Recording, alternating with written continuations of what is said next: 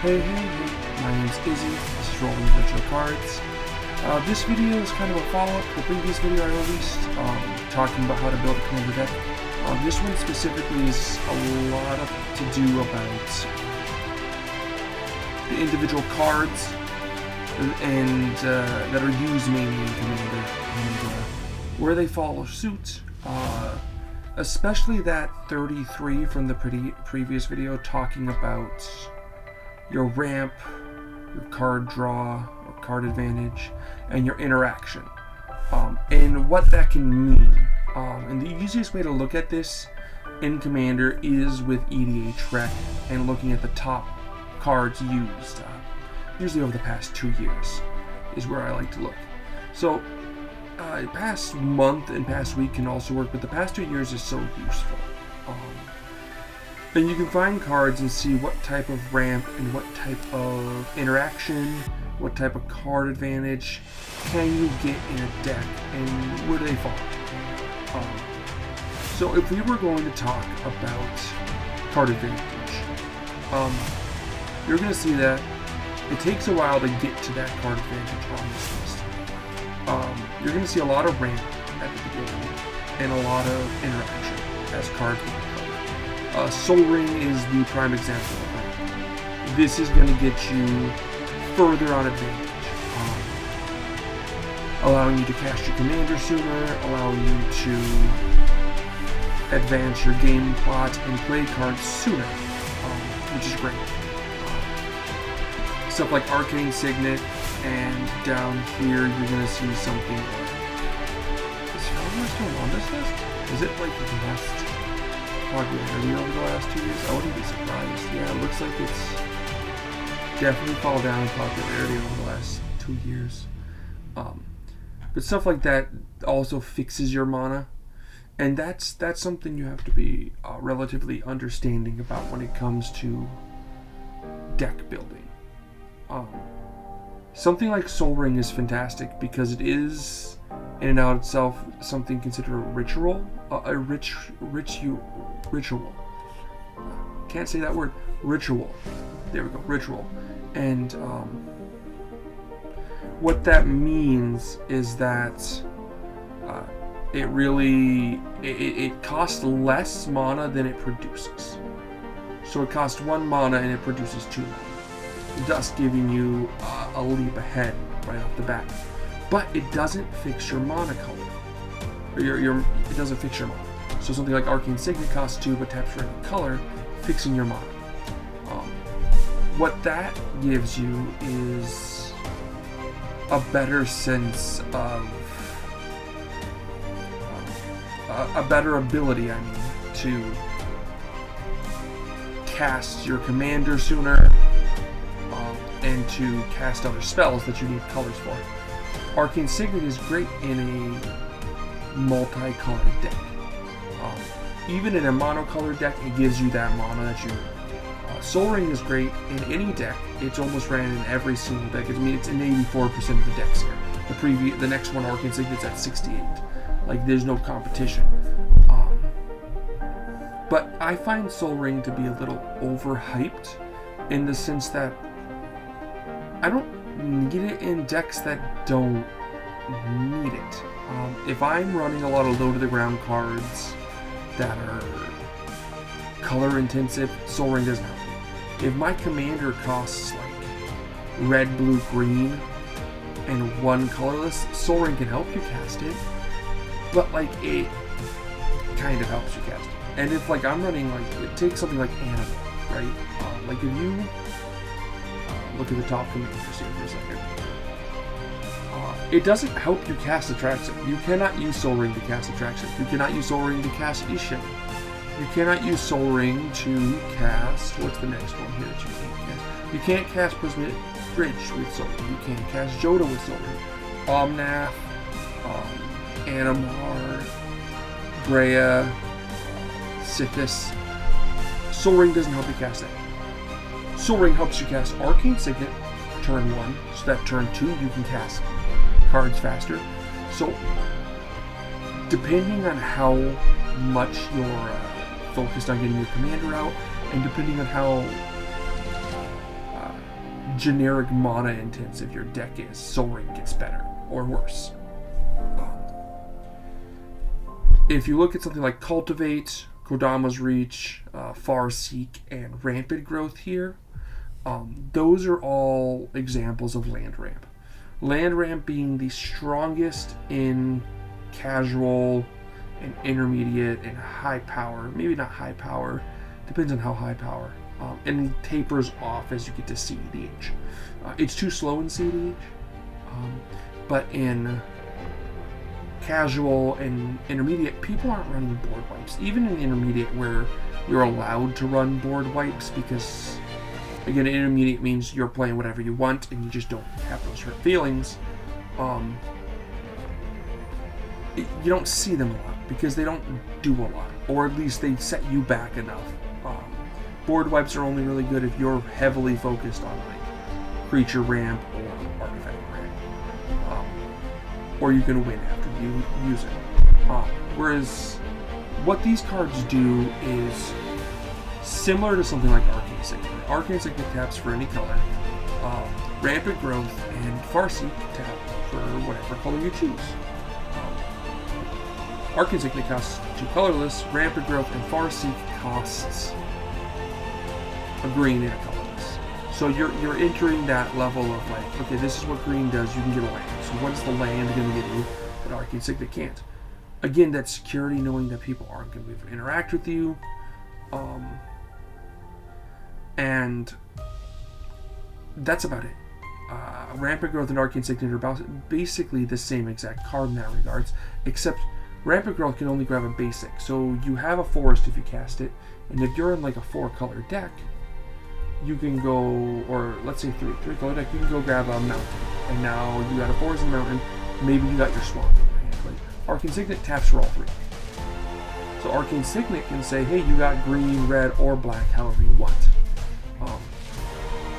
The idea of thinning your deck out with them is just not going to happen very much unless you're like repeatedly recasting spell settings and pulling all your elements out.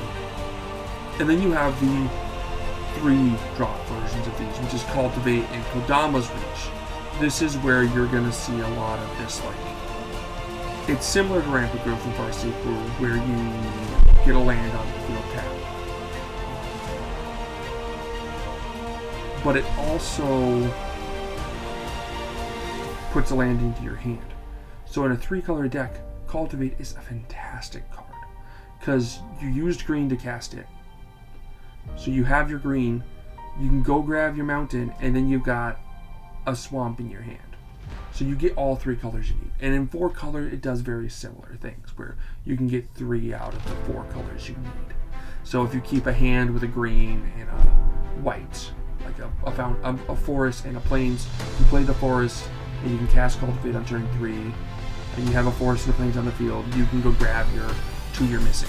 And if you have 3 out of the 4, you can grab whichever one you heavily focus your deck on. The big difference between these and Arcane Signet is that Arcane Signet in the ramp department really gives you this ability to cast something else on turn 2. What I mean is, because it doesn't come in tapped, you can pay 2 to cast Arcane Signet, and then you can cast a 1-drop, giving you this, or hold mana open for something like the Swords to Plowshare. That's the advantage of Artifact Ramp, being able to use it right away, because it doesn't come in tap and can be used to cast something. So you can use up to 3 mana on your turn.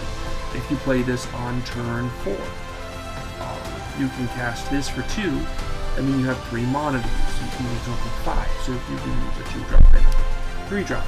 Whereas normally, if you were to Rampant this time, on turn 5, you would get a land, tap, and you could, or on turn 4, you could get a land for 2, and then you could cast another 2-drop. So it gives you a little bit more power when it comes to that artifact ramp. Downside being, artifacts are one of the easiest things to remove. Whites, red, and green all have removable artifacts. Blue has ways to bounce them back. Black doesn't really have ways to interact with them. So they are the easiest to remove. board wipe wise, other than creature ramp, which we'll get to. And yeah, this video is focusing on the ramp. So if we continue going down, you're going to see the signets. So the signets, every single, we'll go over signets and the talismans. You won't see the talismans as high up because they aren't printed as often as the signets. Something you have to take into consider with the top 100 cards over the last 2 years is that a lot of people buy precons, and they give you signets and precons more so than talismans. But every single 2-color pairing has a signet. Simply put, it is ramp. It's 2 colorless, pay 1, tap, add the 2 colors of that color, add those 2 colors. These are fantastic in my opinion in 3-color decks that don't include or 3 or more color decks that don't include green, because I would rather land ramp with them for that added protection, or in the 2-color decks. If you're running a 2-color deck, a Rakdos deck, you run the Rakdos signet, the Dimir signet. They're named after the decks, and you do. It's like one of the easiest things to add for ramp. It gives you your color, and the way it technically ramps you is you're paying 1 for 2. So if you have 3 lands on your field plus the Izzet signet, you can pay 1 land to tap the Izzet signet for 2, and now you're at 4. So you do get that ramp. In 3-color decks, like if you're taking blue, red, black, you can run the blue, red, the blue, black, and the red, black, the 3 of them, giving you a nice bit of ramp at 2, and that's very useful in the fact that it allows you to keep playing stuff. The reason I'm hitting at that 2 is because casually, and even up to high power to a point, CDH gets to this next level. But high power, depending on your budget, that 2 is what you're doing turn 2. Turn 1, you might do nothing. You might not have a turn 1 play, but as long as you're opening hand, you mulligan down. You're free down to 6, down to 5, and your starting hand is 2 lands and a ramp, and then something to do, like, at that point, turn 3, you play another land. So turn 1, you play a land. Turn 2, you play a land and ramp. Turn 3, you play a land. You're not 4 mana turn 3, meaning as long as your deck is heavily focused around, like, 4 or less cards, you're going to be able to do stuff. If your commander is 4 or less, you're going to be able to do stuff. All because you kept a hand with 2 lands and a ramp. It's a great basis to make sure that you're doing something on your turn. It's just useful. It helps you get your commander out. That's why 2 is such an important number. When you go back to the 3s here for ramp, they're 3, which isn't as good, but it does make sure that you have a land you can play the next turn, which is very useful in and out of itself, because sometimes you just don't have those lands. On the other hand, the talismans tap for a colorless for 2, or one of the 2 colors, you deal a damage to yourself. It deals damage to you. So that's not bad in a lot of sense. They are, in most people's opinion, better than the signets. They don't require a land or another source to tap for them. So you're not wasting 1 to tap it. You can just tap it by itself. Tapping for a colorless can be fine, and then when you do need to take the damage, you can definitely take that damage. Completely fine. But those are the talismans and signets. They're all useful. You'll see them played in almost every deck that's not green based, just because they're good ramp. A 2-drop ramp is exactly where you want to be nowadays. Casual or higher. Casual to high power. Nature's Lore, and probably further down, I don't know exactly where it should be here, I would assume. Yeah, nope, it is not here. And why is it not here? Oh no, there it is, 3 visits. 3 visits and Nature's Lore are the same card. 1 in a green. Search your library for a forest card, put it on the battlefield, shuffle.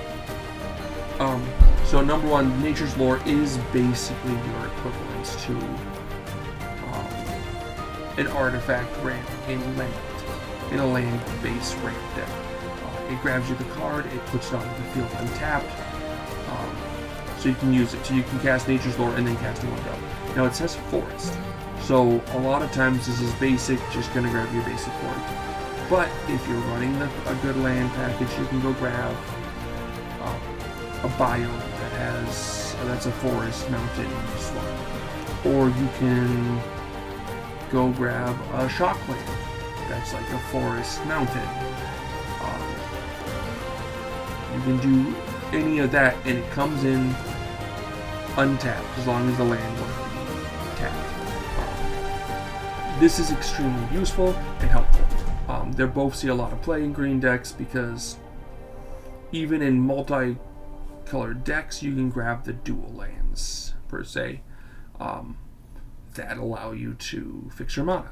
So it is fixing your mana, it does come in, and you can play this and still play other cards that turn, which is useful. Continuing to look, okay, now we're going to get to some interesting stuff. Smothering Tithe is ramp, but it's a 4-drop ramp, so this is getting to that 4. Okay, this is like the advanced ramp, and what I mean by advanced ramp is I mean this is your like the concept of this is like really a concept of when does ramp stop and like aggressive mana begin. Because Smothering Tithe, it ramps you, but ramp is meant to let you get stuff out sooner and do stuff faster. Smothering Tithe comes out turn 3 if you're ramping, turn 4 if you're not. So it is a form of ramp, but it's not on the same level as the same, like, I don't know, the same discussion. I mean, I guess it's in the same discussion because it does ramping. When an opponent draws a card, that player may pay 2. If that player doesn't, you create a treasure token. So it does ramping. Like, each turn, if your opponents aren't paying, you can get 4 land, or 3 treasures each rotation. More if your opponents are drawing extra cards. Giving you a lot of access to giving you more and more access to the mana fixing or color fixing, because treasures do that. They give you better color and more ramp to do stuff. If you play this turn 4 and they don't pay and they each draw once, that's 3. So next turn, when you had 4 mana, if you, let's say you didn't ramp at all, those previous turns, you're going to be at 7 mana. That is ramp. Aggressive ramp. Okay? But someone said it best, I don't consider Smothering Tithe in a ramp package, almost because I think it's overkill. It's a great card, but when I'm counting my 11 ramps, Smothering Tithe isn't one. It's like a 12th ramp we toss in the deck because it's a good card. My ramp, or the ramp you want to run, allows you to play cards on turn 3 and turn 4. Smothering Tithe is that turn 4 play. Turn 3 or turn 4 play. That being said, I'm not saying it's not a bad card. I mean, it's so good, don't play it in casual. It's one of the saltiest cards out there. People don't like being asked to pay 2. That's just kind of the issue there.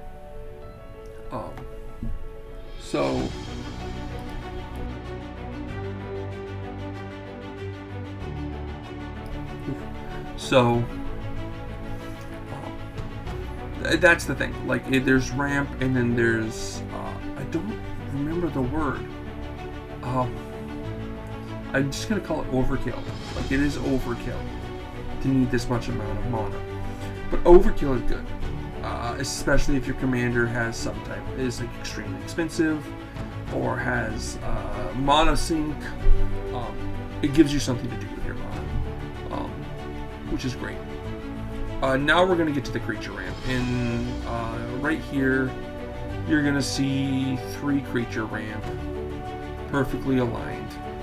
You have Birds of Paradise, Ignoble Hierarch, and Llanowar Elves. So all 3 1-drop mana, one green, because most creature ramp is green based, and they all do the same thing: tap, add a color. Okay, Birds has got flying and taps for any color. Ignoble Hierarch has exalted and taps for Jund, and Llanowar Elves is green, has no ability and taps, but it's a 1/1 and taps for a green. So Ignoble Hierarch and Birds fix your mana. You played a green, Birds is going to get you access to your black and red. You played a green, Ignoble Hierarch is going to give you access to black and red. Llanowar Elves does not fix your mana. It just ramps you. If your deck is primarily green, Llanowar Elves is great. But as soon as I hit 4 colors, or a 3-color deck that isn't primarily green, I don't know. It doesn't give you... it's the same issue I have with like the Solar Conundrum. It ramps you, but it doesn't fix your color. It's not going to help you cast your commander if they cost red, blue, black, or red, black, green, and 2 colorless, right? Or black, black, red, green, right? It doesn't help you get there. You already played the green to cast Llanowar Elves, so you're not going to get your commander faster.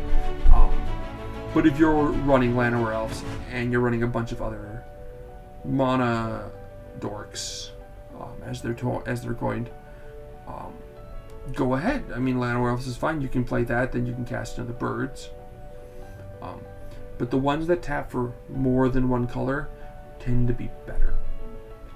The downside of mana dorks is Summoning Sickness.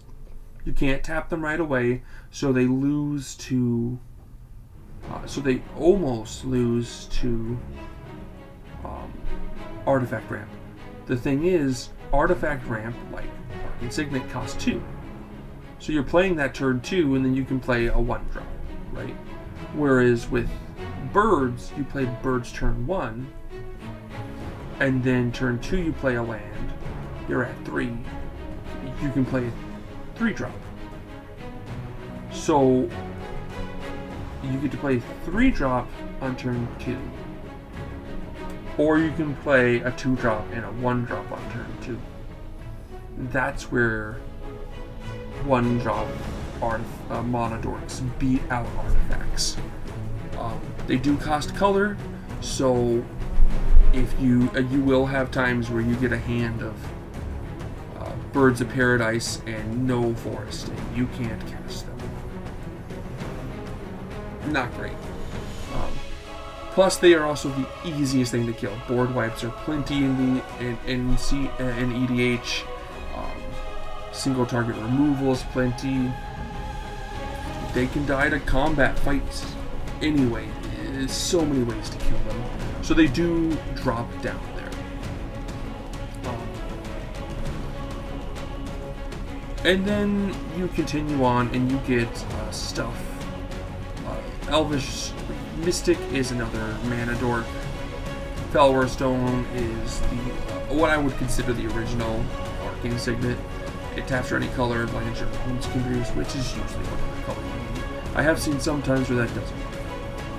Tribalder is the concept of rampant growth, but on a creature.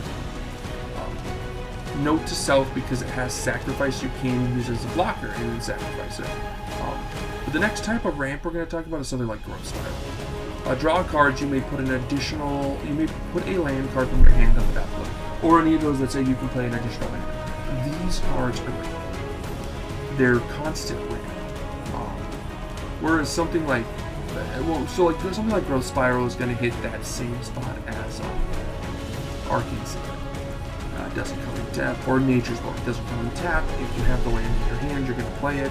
So turn 2, you can Growth Spiral and play a second land and play. Growth Spiral replaces itself, which is interesting. downside is you need the land in your hand, otherwise you're not going to cast Twin Spiral. And secondly, you're gonna run into a lot of issues where maybe the land you're playing comes in tapped, so you're not gonna be able to do that this turn. Or you don't draw into a land. You cast it trying to draw into a land, you don't draw into one. So it does have limitations. The cards that say you may play an additional land, that is where you're hitting into this, like, okay, as long as it's permanent and can stay on the field, I can constantly play extra lands from my deck, or from my hand. This is great. Only if you have enough card draw. Either card draw engines in your deck that are great, or if your commander has card draw. Without the card draw, the excess mana, or playing additional mana, doesn't get you anywhere. You could have 3 things, say you can play 5 extra lands per turn. And if your hand consists of 1 land, you can only play that 1 land. So before you fall into the trap of let's run a bunch of play additional lands, make sure either you are running some type of draw engine in your deck, or your commander has some type of draw. For example, if we look at commanders that would be good for something like that, Corvold has a draw engine. When it's battle beside, whenever you sacrifice, put a 1/1 counter on it and draw a card. If you can keep sacking stuff and your deck is based around that, playing additional lands is great because you can get to those additional lands. Drawing. Something like Arcades is great because you're going to get to those additional lands. You're going to play a bunch of defenders drawing cards, and that's going to allow you to get more lands into hand and play those more lands. Something like Sithis is great for that. You're going to play a lot of enchantments. This is going to draw you cards. You're going to draw into lands. You're going to play those lands. You're going to keep going and going and going. Tovalar, yeah. Because whenever a Wolf of Werewolf does combat damage to player, you draw a card. That's draw. That's going to let you play it. And yeah, you can go on and on, but the idea is any green deck that gives you the this is the biggest example. When a land is better than a draw card, you can just keep playing lands, and it gives you an additional land. That's the type of thing you're looking for. And if not, a commander, every color has some type of card draw engine that we'll go over when I get to the card draw section or card draw video to explain how all that works. Because although every single color has card draw engine, ramp is different. And that's because green has always been the ramp deck, a color. But because Commander is now the most popular and has been for a while the most popular format, you really hit a massive issue. That issue being, they want ramp in every color. How do you give ramp in every color? Green has Monodorks, green has land ramp. Both in the form of searching for land and placing it on the field, and additional land drops. How do we give other stuff ramp? Well, that's what I mean. Like, it becomes a lot harder to figure out what they wanted us to do. Black got Rituals. Dark Ritual is one of the originals. It's from beta. 1 black for 3 black. 1 black for 3 black. That gives you 2 black. Black has a bunch of these. Red also has Ritual. Not as good as black, but still there. White was given Treasures. Except everyone has Treasures. Treasures has been spread around as an excuse to give everything ramp. Not permanent ramp. Permanent ramp sticks with green, because they wanted green to be the ramp color. So, they give us colorless stuff to ramp us, so that every deck can have ramp, because ramp is important. And Commander, very important. Black can play a bunch of rituals to give you quick mana, so that you can play more permanent ramp. Dark ritualing on turn 1, so you can play a Talisman.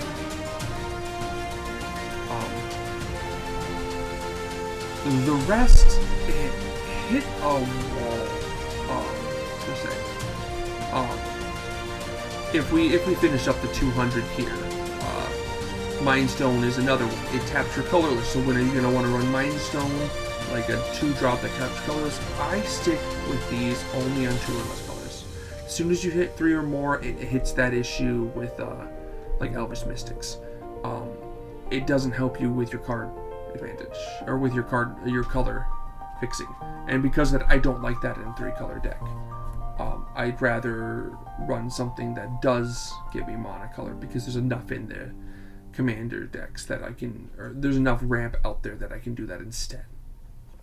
But this does have the ability to give you card draw if you don't need the card later. Avacyn's Pilgrim, again, this is another card fixing one. This is what I love about Elvish. I like Avacyn's Pilgrim much better than Elvish Mystic, because it fixes your mana. You play a green, gives you a white.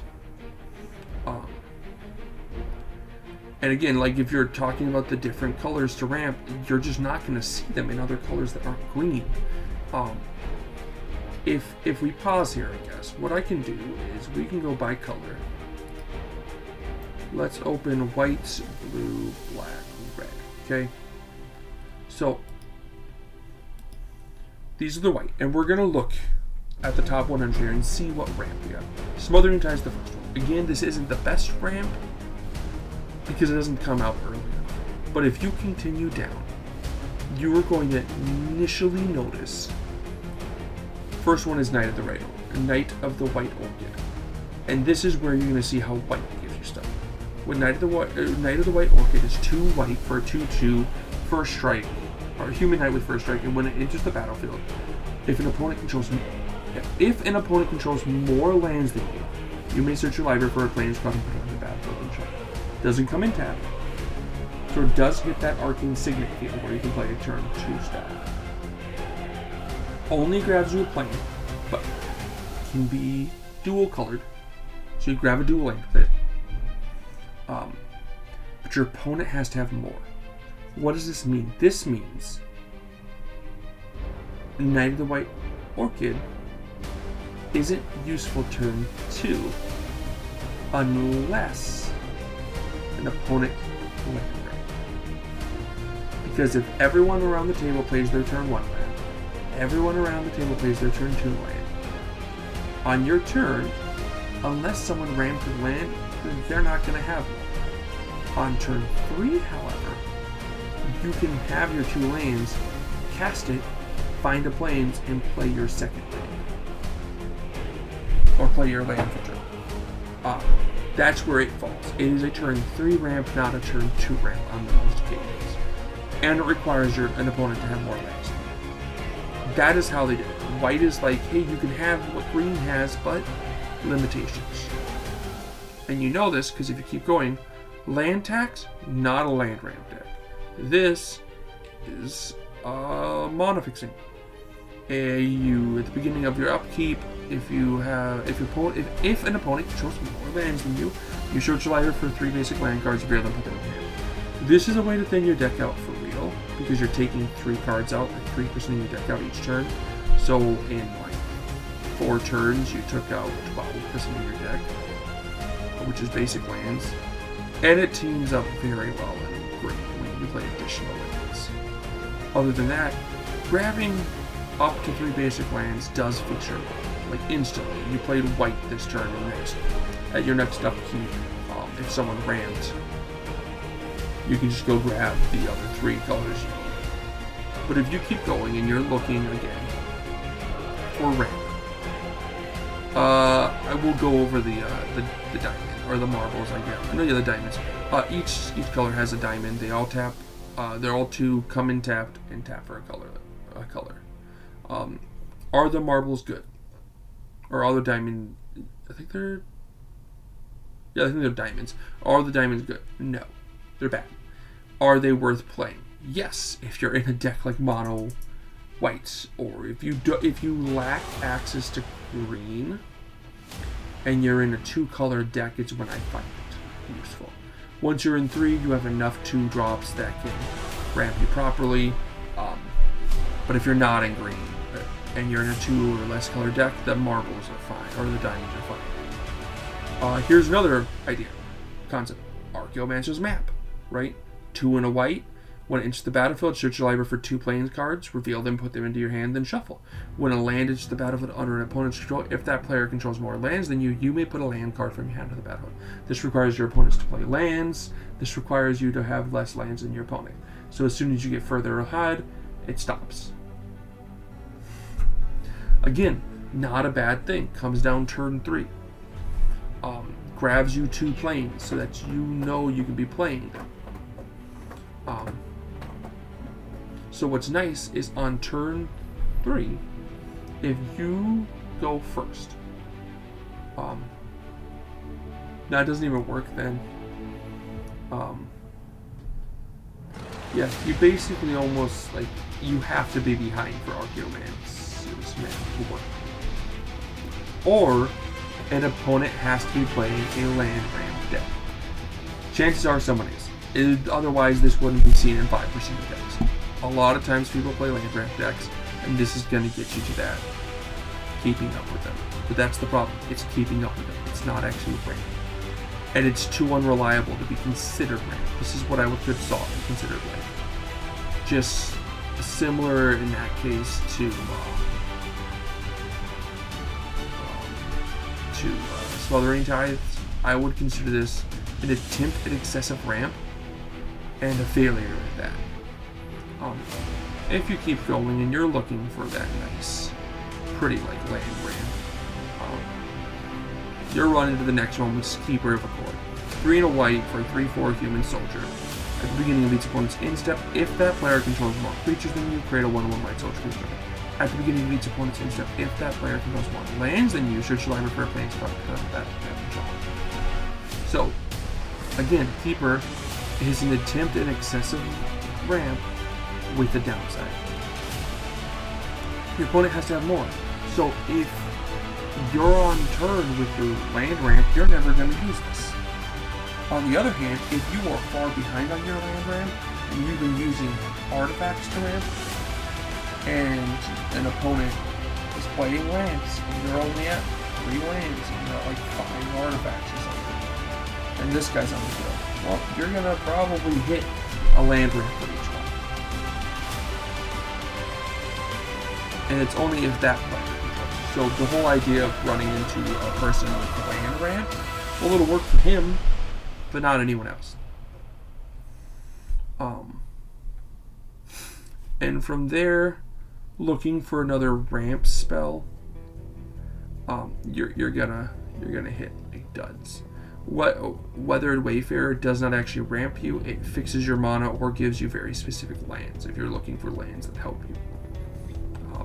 And CDH that can be ramped because they run cards that like lands that tap for 2 color. But yeah, you can look here, and you're gonna find out that there's none. You're not enough ramp. White does have what is considered anti-ramp.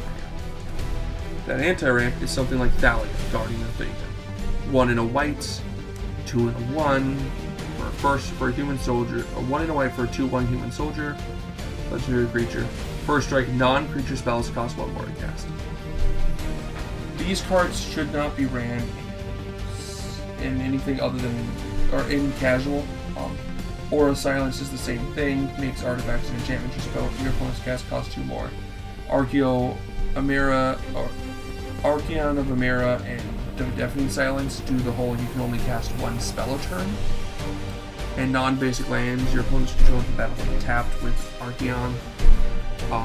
What that does, in a very interesting way, is slow the game down. It stops your opponents from ramping because their lands are entering tapped and their stuff costs more. But this is going to allow you to keep the pace. oh, I don't have enough ramp in my deck, but what I do have is ways to slow my opponent down. I don't need ramp because my opponents are being slowed down anyway. I'm running a lot of creatures, so Thalia doesn't bother me. I'm running a lot of instances or flash cards, so Archaon of Emeria doesn't really bother me. Same thing here, a lot of creatures, so it doesn't really bother me. Activated ability creatures cornerstone can't be activated. This is going to slow down opponents who are running artifact or a creature priest ramp, slowing their ramp down so that you can have better ramp yourself. That's what you're going to find ramp for white. If you move from white over to blue and you look for ramp, you're going to see none here in the first 5, and in the next 5 you're going to see none here, and then the top 15, no ramp still. Ramp for your opponent. Still no ramp. No ramp here. A spark double. You control. No. Here we go. Sky Diamond, but everyone has diamonds, so.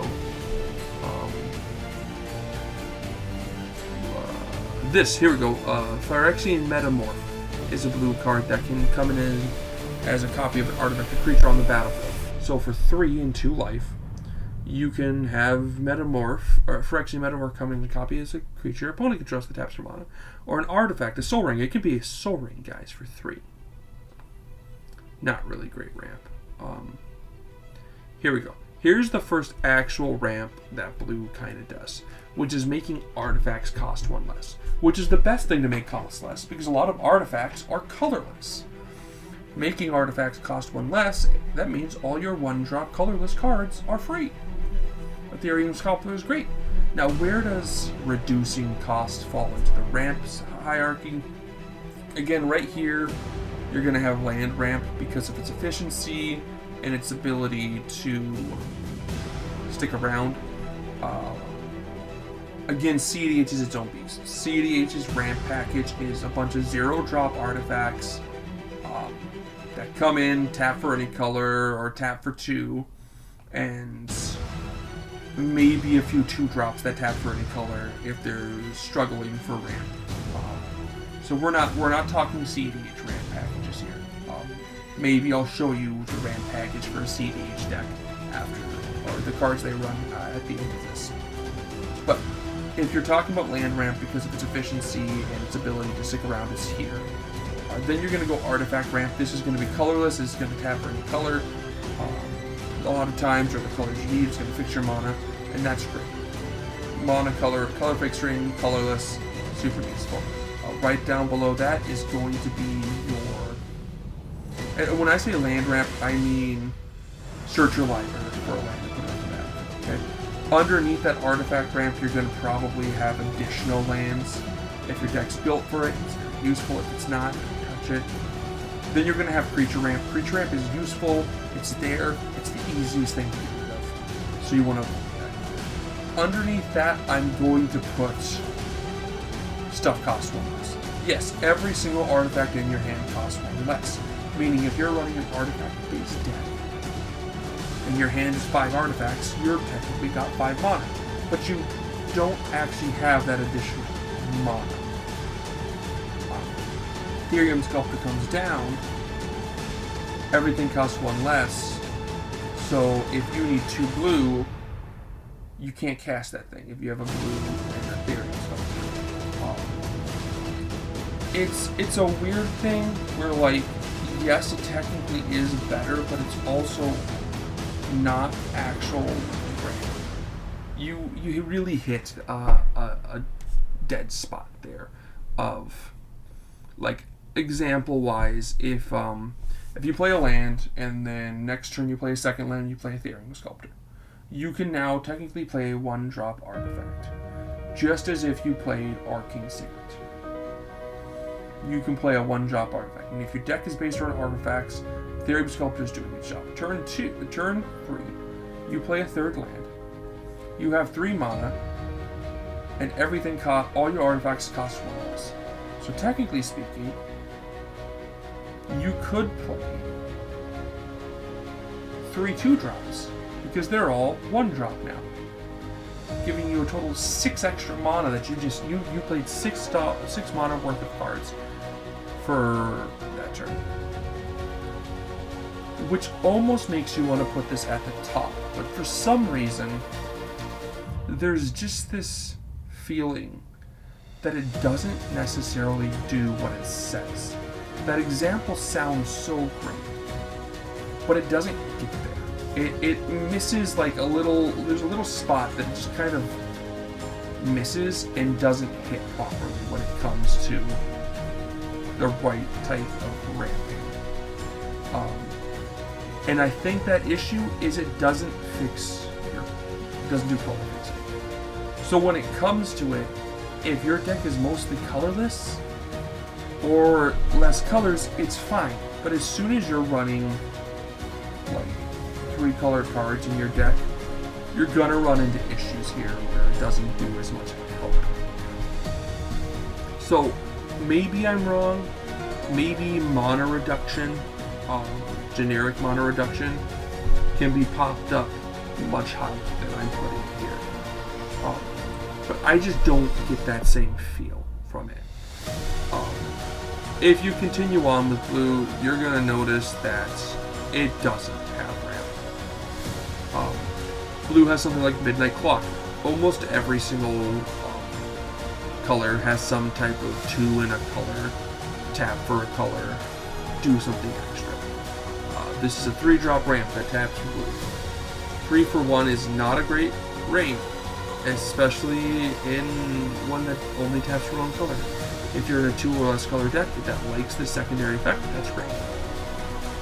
There's 3 drops. There's 3-drop ramp that taps for any color and has additional effects, and is 3 colorless.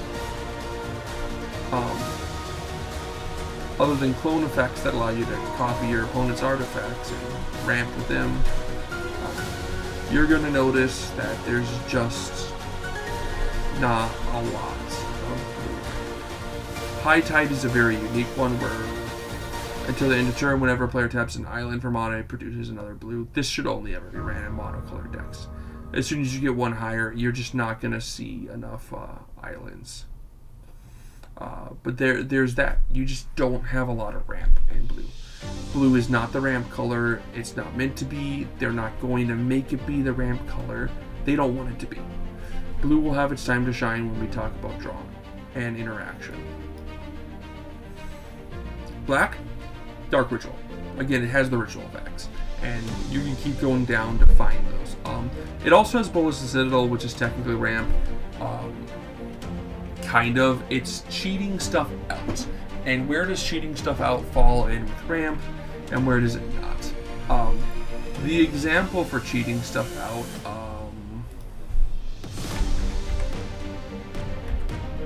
if we go to Scryfall here, and we look up, I can't spell, I spelled it right. Here we go. Here's the example of cheating stuff out. Quicksilver Ammo. 4 for a colorless artifact. Pay 4, you may put a creature card from your hand on the battlefield. So this allows you to cheat stuff out. What this means is on turn 5, so if you, unless you're ramping, turn 4, turn 5, ramp. If you ramped on turn, if you have 4 mana on turn 3, you play Quicksilver Ammo on turn 4, or on turn 3, because you've ramped on turn 2. 4 mana on turn 3, you play Quicksilver Ammo on turn 4. You can pay 4 and just put a creature on the field. You can put a 12-drop on the field, and you just saved you just did a 12-drop on turn 4. That's insane. Cheating stuff out makes ramp not necessary. But you need ramp to be able to ramp into something like this. And the downside of playing something like Quicksilver Amulet, it means you're running cards that are high CMC. So if you do not draw into Quicksilver Amulet, and you're running a bunch of 12 drops, and you're relying on something like this to cheat stuff out, and you don't have enough duplicated effects of something like this, you're gonna see that massive downside to this type of stuff, and why cheating things out without the right cards doesn't It's much better to run a well-designed deck that has proper ramping and proper pacing. And the only time cheating stuff out is great is if your commander ramps you, and so you don't have to worry about trying to get the ramp out. Your commander draws you into the card so you can find this type of card. Or your commander is the thing that's cheating stuff out. But back to black cards here. Bolas Citadel kind of allows you to cheat stuff out using life, which is great. I wish black would give us more stuff where you can pay life to cast spells from your hand. I think that's really interesting for black to do that. Even if it's like you pay 2x, 2 times X, where X is CMC, or you pay twice as much as its mana cost, right? That would be interesting. But as is, yeah, black market makes a treasure, but everything has ways to make treasures other than blue, apparently. But if you just keep going, yeah, it's diamond, charcoal diamond. You're gonna notice, again, black just doesn't really have ramp. Except for this. Cryptcast is gonna bring up another concept. Cryptcast makes it so that when you tap a swamp... excuse me. When you tap a swamp for mana, you tap for 2. The only other deck that has cards like this, or color that has cards like this, red has one actually. So a lot, like I think red has a permanent that does it that's super expensive, not to cast, but the cards like $300-$400 or something. Green does it all the time. Being able to tap your mana for double, which is actually, by the way, the next thing here, Mirari's Wake. When you tap a land for mana. A land, 4 mana, and add 1 mana of any type that land produces. So it just doubles your, when you tap it. You tap a land for 1 mana, you add 2. What those do and where they land on the nice ramping packages is up to you. For me, it really hits that like, you already needed to have ramped to make these things worth it. Playing, yeah, to a point. Because you need to ramp with lands. Otherwise, you run into that insane issue. If you're ramping with artifacts and you play Cryptcast and you have 3 lands, that's 6 mana all of a sudden. You double your mana of lands, which is great, but if you keep not running the lands, it's not going to pay off. So you do run into that issue that you need to make sure you're ramping with lands to really get the push done. Though, even if you just play Cryptcast with 4 lands on the field, that's 8 mana next turn. You do add +4. That's insane, but none of them are cheap. They're all expensive. And again, at 4, I would rather have already been ramping. That's not to say Cryptcast isn't good. No, if you're in mono black, run Cryptcast. If you're not, don't. Because it does swamps. Something like Mirari's Wake is 5, doubles up any lands you tap. Also buffs your creatures, but that's not here nor there at this point. But this is going to make it so that all your lands tap for double at 5. Is that worth it? Well, if you're in green and you've been land ramping constantly, and so you play this turn 5, and you know you're playing more lands, that's great. So if you continue with black, you're going to continue seeing stuff. Here's another one of those rituals, Cabal Ritual. 1 into black, taps for 3, adds 3, so that's going to give you +1. If you have Threshold, which is 7 or more cards in your graveyard, it taps. It gives you 5, which is going to be a +3. Black Market's very unique to black. This is the example of excessive mana. It's 3 when a creature dies, put a charger counter on it, and at the beginning of your pre-combat main phase, add a black for each charge counter. So, like, if 5 creatures die, and at the beginning of your upkeep period, or at the beginning of the pre-combat phase, you're going to add 5 black.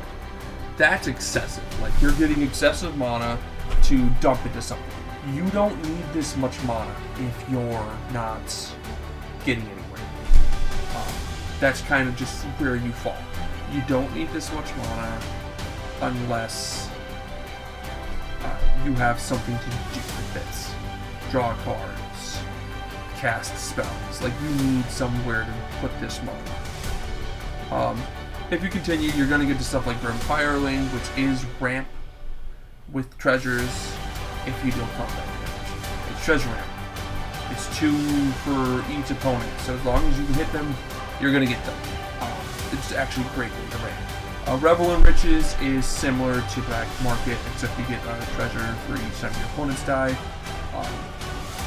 They're really trying ways to give colors that are ramp, so that you can say, this is why I run these colors, right?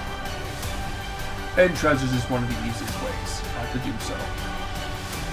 If you keep going down, you're just going to notice that, again, black is just not really known for its ramp. Culling of the Ritual, sacrifice a creature. 1 to sacrifice a creature, add 4, so that's a +3. Other than that, you will hit the end. And, yeah, if you notice, you really run out of, like, there's not a lot of ramp in this deck, in this color. Black is known for ramping with, again, the rituals and some other side, like, one-off cards, like Grim Hireling, Black Market, and Revel in Riches, which we won't get another Black Grim Hireling anytime soon, another Black Market anytime soon, or any Revel in Riches type cards soon. Maybe we will. I'd love to see Black go more into that pay life for creatures, or when something dies, getting mana in some way would be really cool. So then you move on to the last color that's not green, and that's red. Where does red fall in with the ramp? Well, you've got Dockside, the most infamous card for ramp. It's Salt. It's off velocity. Enters the battlefield, and then you make X treasure tokens, where X is the number of artifacts and enchantments your opponents control. It literally punishes your opponents for playing cards, and is part of a bunch of infinites. Is it ramp? 100% it's ramp. It's a 2-drop that on a regular basis makes you like 6 mana, which is insane on turn 2. That means turn 2 you can play a 6-drop. Or turn 3, if you just played land, and then turn 3 you play a land, and you have the 6 treasure, you have 9 mana on turn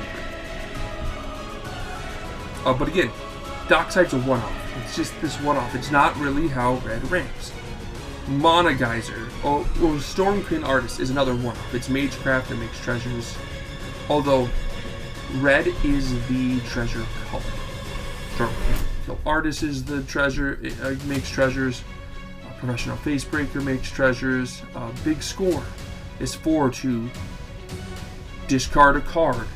As an additional cost, draw 2 cards that replaces itself and replaces the card you discarded, and creates 2 treasures. It's not technically ramp because you paid for it to cast it, and you got 2, so you went net 2. But it is ramp for the next turn. You play Big Score on turn 4, right? Or turn 3, right? Land, ramp, land. You're at 4. You play Big Score. You discard a card you don't need. You draw 2 cards. You get 2 treasures. Next turn, you play a land. You're at 7 mana on turn 4 instead of 5 mana on turn 4. So that does plus you to the following turn, which is useful. I think people are realizing it's more useful than they think. Not as useful as green ramp, or artifact ramps, that's more permanent, but it's not bad. Mana Geyser is its idea of a ritual, but this is another one of those of excessive ramp, where it's 3 and 2 red for a sorcery, add a red for each tap land your opponent control. If your opponents have like 5 tap lands each, you're paying 5 mana to add 15. That's a plus 10. This is excessive mana. This is like you're doing something big, you have something to dump your mana into. If not, don't play it, right? There's It's Diamond. Burgi is another thing red does very well, which is like when you cast a spell, you get mana. So this is kind of like mana reduction without being mana reduction. It does make 1-drop red spells free. But again, and this is kind of a one-off for this. Red does have a lot of treasures. There's another one of its ritual seeding song 3 for 5, so that's going to be a +2. If you continue down and you're looking for more ramp, you're like, okay, what else? What other ramp does Red have? Simian Spirit Guide is actually just, I think, a shifted color for Elven Spirit Guide. It's a one-off card. It doesn't, like, it is ramp. It's 0 for a red, for a colorless, or for a red, which is ramp. Curse of Opulence is ramp. Makes you treasures. It makes your opponent's treasures, but it makes you treasures. Here's Curse of Cursed Mirror is like red. It's like 2 and a red to tap for a red, but this comes as a copy, so any ETBs it gets is great. Zorn shows you how much red loves treasures because it's giving you that double treasure. Brass's Bounty shows you how much you like treasures. 7 to add a treasure for each land you control. Again, useful if you're running land ramp. Otherwise, not as useful.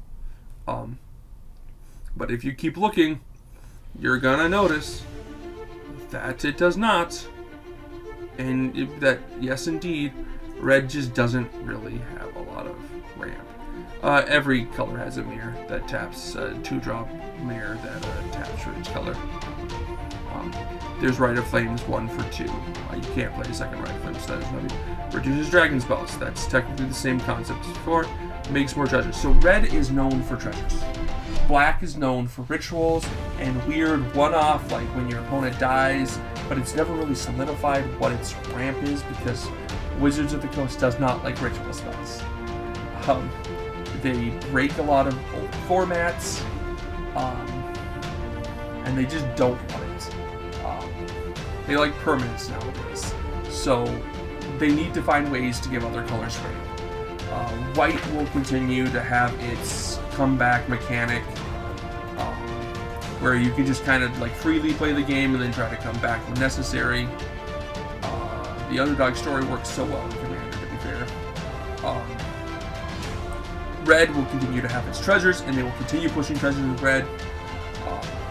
Blue, I don't think will ever get ramp. I don't think it ever should receive red. It does a ramp. It does what it needs to do without it.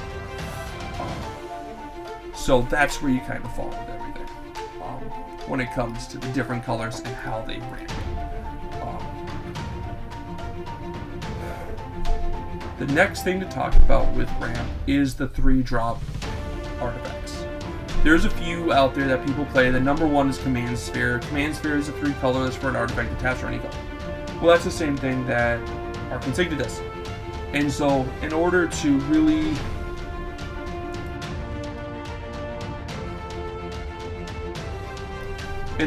make sure that ramp works, it gives, or to make 3-drop ramp worth it, it gives them a cool ability. Command Sphere, you can sacrifice a draw card. You can tap it, add a mana, sacrifice a draw card at any point. So they give you a reason to play. Oh, why would I play a 3-drop when I can play a 2-drop? Well, it taps for any color, but there's 2 drops that tap for the colors I need anyway. Talisman of Progress. But this one is going to tap for any color, and it's going to draw your card. I tend to stick away from 3-drop ramp until I get to 3 more colors. 2 or more colors, or 2 or less colors, I have enough ramp, and I'm okay running 2-drop ramp that taps for colorless in those decks, because I don't need as much mana fixing. Whereas in 3 or more, you need that mana fixing, so something like Command Sphere is perfect. More mana dorks, another Signets. Solemn is that example that it goes and grabs land and puts it on the battlefield. This is great, but it's 4. Why? Because it's not green. Green does it at a faster rate than colorless. Solemn, though, does give you a body. So Solemn is great in 3 or more colors that lack green, or any deck that's copying, cloning, making tokens of, flickering, recasting, reviving cards that can, any way to constantly use Solemn Simulacrum to make more of him, to get that more ETBs, is great, because that's going to give you more lands. It allows you to abuse Solemn Simulacrum, which is a great thing to do. abusing your cards is great.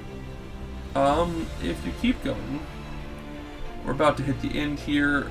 Yeah, we're gonna hit the end here, and you're gonna see that amongst all, what it comes down to when it comes to ramp, what you're looking for is two things: mana fixing, or mana advantage, so more mana. The more mana you have, the better. And color fixing, making sure you can cast your spells. Because if all you're doing is producing a bunch of colorless mana in a deck that requires other colors, you're not going to be able to cast them. So when selecting your color, your mana, remember that if your commander is important to you, getting them out is important. And so cheaper mana ramp is good, and fixing your color is good. So if you can meet in the middle for cards, you'll eventually get there and find that way. Again, as an example, it's the difference between Sol Ring and Arcane Signet. Sol Ring is going to give you more mana, Arcane Signet's going to clean your colors, or fix your colors. That's the two dichotomies when it comes to Ring. You need both. Cast stuff faster, fix your colors. I prefer them to do the same. Arcane Signet technically ramps you and fixes your color. Sol Ring just ramps you. It ramps you by a lot,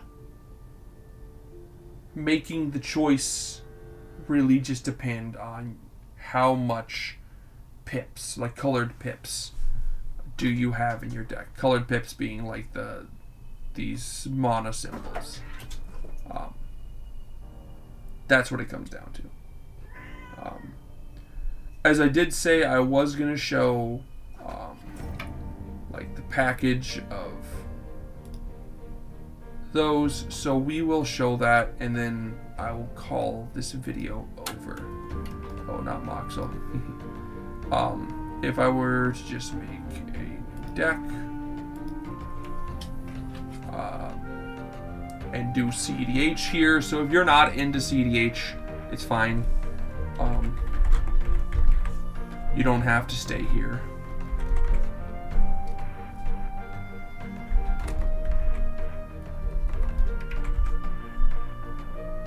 But if you take Kenrith, a 5-color deck, and you go ahead and you just grab the CDH staples here.